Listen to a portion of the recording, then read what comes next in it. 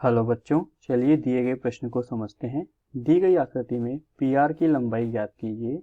दिया है कि PQ बराबर 4 सेंटीमीटर, OQ बराबर 3 सेंटीमीटर, OS बराबर 5 सेंटीमीटर और SR बराबर 5 सेंटीमीटर। हमें PR की लंबाई ज्ञात करनी है। सबसे पहले हम मुख्य अवधारणा की बात करते हैं।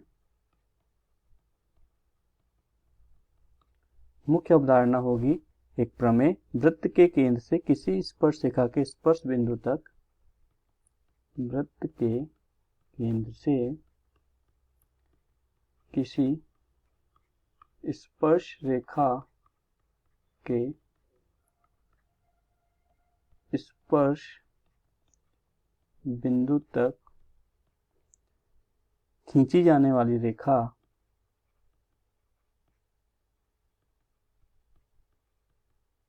अर्थात वृत्त की त्रिज्या स्पर्श रेखा पर लंब होती है। उस स्पर्श रेखा पर लंब होती है। चलिए प्रश्न में दी गई जानकारी को लिखते हैं। प्रश्नानुसार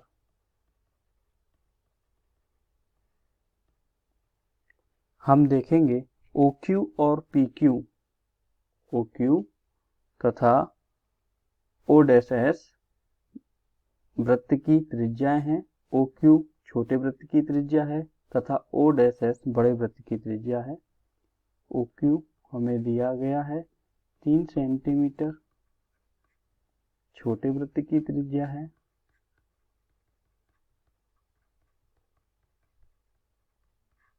OS बराबर दिया गया है 5 सेंटीमीटर, वह बड़े वृत्त की त्रिज्या है।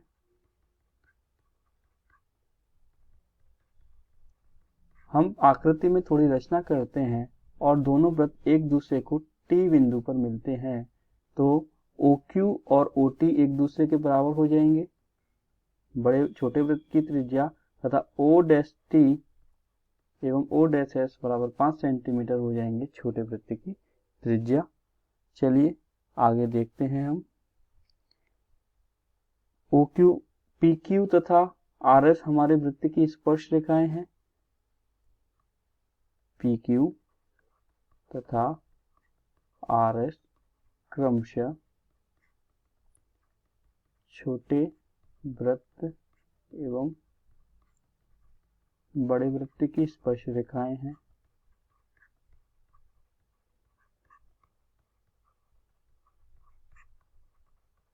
तथा हमें PQ का मान दिया गया है 4 सेंटीमीटर एवं RS का मान दिया गया है हमें 12 सेंटीमीटर। तो चलिए हम मान निकालते हैं। मान निकालने के लिए सबसे पहले त्रिभुज OQP लेंगे, जिसके अंदर त्रिभुज OQP लेते हैं। त्रिभुज OQP में हम देखेंगे कि OQ लंब है PQ भुजा पर प्रमेय से। वृत्त प्रमेय क्या थी? वृत्त के केंद्र से स्पर्श बिंदु तक खींची जाने वाली रेखा PQ स्पर्श रेखा पर क्या होगी? लंब होगी। तो हमने त्रिभुज OQP में कह सकते हैं OQ लंब होगा PQ पर, अर्थात हमारा कोण Q होगा 90 डिग्री का। इसी प्रकार त्रिभुज OSR में कोण S होगा 90 डिग्री का, क्योंकि OS आपका लंब होगा RS स्पर्श रेखा पर। चलिए हल करते हैं। हम लिखेंगे OQ लंब होगा PQ पर, तो कोण OQP बराबर 90 डिग्री। इसलिए त्रिभुज OQP एक समकोण त्रिभुज है।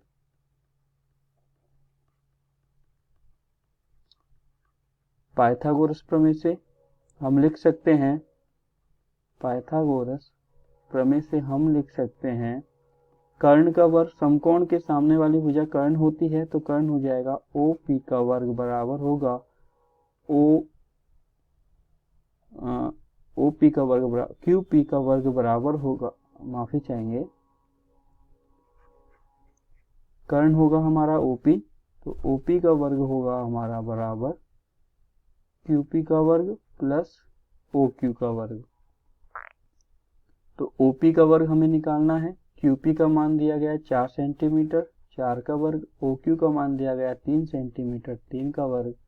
16 प्लस 9 करने पर OP का वर्ग आता है। OP बराबर आ जाएगा √25, क्योंकि इनको जोड़ने पर आएगा 25, अर्थात OP बराबर आया हमारा 5 सेंटीमीटर। ये हमारा हम एक समीकरण 1 बना लेते हैं। चलिए आगे हल करते हैं। त्रिभुज O'SR की बात करते हैं। त्रिभुज O'SR में हम देखेंगे कि O'S लंब है RS भुजा पर। O'S लंब है RS भुजा पर, तो वहां से हम कहेंगे यह एक समकोण त्रिभुज होगा। O'SR एक समकोण त्रिभुज होगा, जहां पर हमारा आपका कोण S बराबर क्या होगा, 90 डिग्री। तो हम लिखेंगे कोण O'SR बराबर 90 डिग्री। त्रिभुज O'SR में पाइथागोरस प्रमेय से हम देखेंगे, पाइथागोरस प्रमेय होती है कर्ण का वर्ग बराबर आधार का वर्ग प्लस लंब का वर्ग। तो हमारा कर्ण होगा समकोण के सामने वाली भुजा, अर्थात O'SR का वर्ग होगा आपका O'S का वर्ग प्लस RS का वर्ग। हमें O'S दिया गया है, वृत्त की त्रिज्या 5, RS दिया गया है 12। आप देखेंगे RS का मान हमें दिया गया है 12 सेंटीमीटर। तो हमारा यहाँ से O'R का मान आएगा। तो O'R का वर्ग होगा आपका 25 प्लस 144 बराबर 169 वर्गमूल लेंगे तो O'R आएगा √169 अर्थात 13 सेंटीमीटर। ये समीकरण नंबर 2। अब दिए गए चित्र में हम PR को क्या लिख सकते हैं? PR को हम 4 भुजाओं का योग लिख सकते हैं। PR बराबर हो जाएगा आपका OP plus OT plus O'T plus OR। यहाँ पर OT तथा एवं O'T का मान हमें पता है, OR तथा OP का मान हमें पता है। तो चलिए लिख लेते हैं हम। PR हमें ज्ञात करना है। PR बराबर क्या होगा, OP plus OT plus O'T plus O'R। यहाँ से हमें OP तथा OT का मान पता है। OP तथा OT का मान क्या होगा आपका, OP का मान होगा आपका 5 सेंटीमीटर, जो हमने अभी ज्ञात किया है। OP बराबर समीकरण 1 से क्या आया हमारा, 5 सेंटीमीटर हमने ज्ञात किया है। तो चलिए लिख देते हैं OP बराबर 5 सेंटीमीटर। OT हमारा हो जाएगा 3 सेंटीमीटर छोटे वृत्त की त्रिज्या। O'T बड़े वृत्त की त्रिज्या 5 सेंटीमीटर तथा O'R जिसका मान हमने अभी निकाला था, O'R का मान आया आपका 13 सेंटीमीटर समीकरण 2 से। तो समीकरण 2 से O'R का मान आ गया आपका 13 सेंटीमीटर। सभी को जोड़ देंगे तो PR आ जाएगा आपका 26 सेंटीमीटर। हमें PR का मान ही ज्ञात करना था, जो कि हमने मुख्य अवधारणा में दी गई प्रमेय के साथ हल करके ज्ञात किया है। आशा करता हूँ आपको यह समझ आया होगा। धन्यवाद।